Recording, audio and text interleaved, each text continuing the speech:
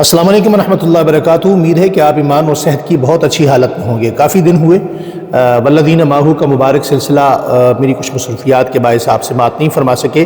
وہ احباب جو بہت محبت سے سنتے ہیں، سنانے کا ذریعہ بنتے ہیں، دوسروں تک پہنچانے کا ذریعہ بنتے ہیں، میں ان سے بہت معذرت چاہتا ہوں، اور اب بہت زیادہ کوئی ضروری کام نہ ہوا تو انشاءاللہ ناغہ نہیں ہوگا۔ آسمانی ہدایت کی جس ہستی کا، جس مبارک ہستی کا ذکر کرنا آج ہم سننا سنانا اپنے لیے سعادت سمجھ رہے ہیں، ان کا نامی اس میں گرامی حضرت برا بن مالک انصاری رضی اللہ تعالیٰ عنہ ہے۔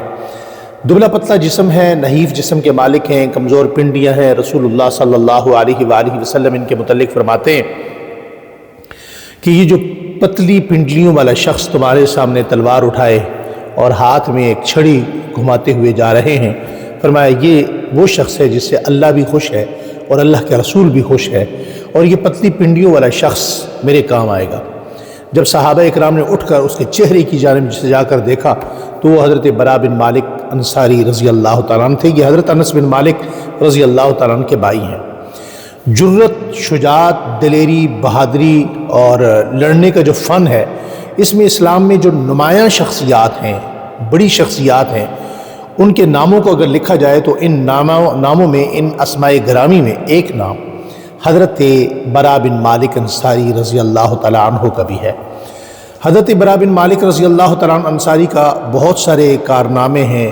میں صرف اس موقع پر انتہائی اختصار کے ساتھ ایک واقعہ عرض کرنا چاہتا ہوں۔ جب آقا دو جہاں صلی اللہ علیہ وسلم کا وصال ہوا اور وصال کے بعد لوگ بڑی تعداد میں ارتداد کی جانب بڑھنے لگے، تو ان میں ارتداد کا جو سب سے بڑا فتنہ تھا وہ مسیلمہ کذاب کا تھا۔ اس سے آپ لوگ واقف بھی ہیں۔ حضرت سیدنا صدیق اکبر رضی اللہ تعالیٰ عنہ نے مسیلمہ کذاب کے لیے 11 مختلف لشکر تیار کیے۔ ان کے جھنڈے مختلف تھے، ان میں انصار کا اپنا قافلہ تھا، مہاجرین کا اپنا لشکر تھا۔ یہ سارے حضرات جب گئے تو بہت سارے احباب وہاں جا کر پہلے شہید ہوئے۔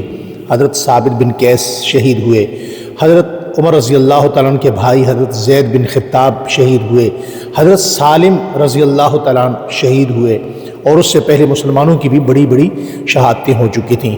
یہاں تک کہ جب مسلمانوں کے قدم اکھڑے اور حضرت خالد بن ولید رضی اللہ تعالیٰ عنہ کے خیمے تک پر بھی حملہ ہو چکا تھا، اور اس کے بعد ایک ایسا شخص جس کے بارے میں حضور کی پیشن گوئی تھی کہ میری امت کے کام آئے گا، حضرت برا بن مالک رضی اللہ تعالیٰ عنہ آگے بڑھتے ہیں، اور اتنی خوفناک جنگ وہ ہوتی ہے جس کو اگر لفظوں میں بیان کیا جائے تو اس کے لیے بڑا وقت درکار ہے، کہ لاشوں کے ڈھیر لگ گئے، اور وہ واحد ہستی تھی جنہوں نے صحابہ اکرام سے کہا کہ بس میرے پیچھے چلے آؤ اور پیچھے مڑ کر تم نے نہیں دیکھنا۔ پھر وہ لاشوں کی لاشیں وہاں ڈالتے رہے، اور مسیلمہ کذاب کے پاؤں اور ان کے ساتھیوں کے، ان کے حواریوں کے پاؤں اکھڑ گئے۔ اور آج بھی آپ وہاں جائیں تو وہ جگہ آج بھی موجود ہے جسے حدیقۃ الموت کے نام سے پکارا جاتا ہے۔ یہ حدیقۃ الموت کی دیواریں پھیلا کر اندر داخل ہوئے، انہوں نے پناہ لی۔ اس موقع پر جو ایک عجیب کارنامہ حضرت برا بن مالک انصاری کا ہے وہ بڑا کمال کا ہے۔ آپ چونکہ بالکل پتلے دبلے تھے تو آپ نے فرمایا اندر سے انہوں نے کنڈی لگا لی اور یہ دروازہ ہم کھول نہیں پا رہے، تو تم ایسا کرو، یا تو میں شہید ہو جاؤں گا یا تمہارے لیے دروازہ کھول دوں گا۔ تمام صحابہ اکرام جمع ہوئے اور ایک ڈھال پر بٹھا کر انہیں اچھالا گیا، تو ان کو اچھال کر جب اندر گئے تو اندر 10 سے 12 افراد کو ٹھکانے لگانے کے بعد زخمی بھی ہوئے، اتنے زخمی ہوئے کہ جب آپ کنڈا کھول کر باہر آئے اور صحابہ اندر داخل ہوئے تو اس وقت جب آپ کے جسم پر زخم گنتی کیے گئے تو 82 سے زائد زخم آپ کے جسم، کمزور جسم پر تھے، اور 20,000 افراد کو قتل کرنے کے بعد مسلمہ کذاب کو بھی وہاں قتل کیا گیا۔ اور حضرت خالد بن ولید رضی اللہ تعالیٰ عنہ جیسی ہستی خود ان کی تیمارداری کے لیے، ان کی بیمار پرسی کے لیے، ان کے علاج کے لیے ان کے خیمے میں 1 مہینے تک مسلسل رہے۔ آپ ایران میں جا کر پھر شہید ہوئے، اور وہ بھی ایک طویل واقعہ ہے کہ ایرانیوں نے کس طرح لوہے کی کڑیاں دیوار سے پھینک کر آپ کے بھائی حضرت انس بن مالک کو زخمی کیا، اور آپ اپنے بھائی کو بچاتے ہوئے آپ کے سارے ہاتھ زخمی ہو گئے، پھر آپ شہید ہو گئے۔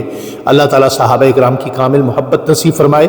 صحابہ اکرام سے جڑے رہیے، اپنی اولادوں کو، اپنے بچوں کو صحابہ پڑھائیے، صحابہ لکھائیے، صحابہ کی تعلیم دیجیے۔ صحابہ اکرام ہی وہ راستہ ہیں کائنات میں کہ جن کے قدموں سے جڑ کر انسان ہدایت کی بامی عروج کی بلندیوں کو چھوتا ہے۔